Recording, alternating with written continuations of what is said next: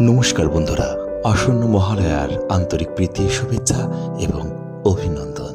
আগামী 2রা অক্টোবর 15ই আশ্বিন বুধবার রাত্রি পূর্বদিন 9:04 হইতে অত্ররাত্রি 11:05 পর্যন্ত মহালয়া অমাবস্যার সময়।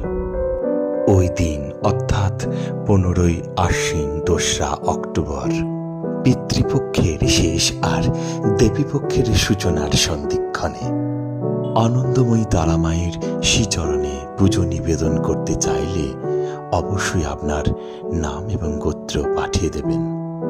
আনন্দময়ী তারামায়ের কৃপায় আপনার এবং আপনার পরিবারের মঙ্গল হোক।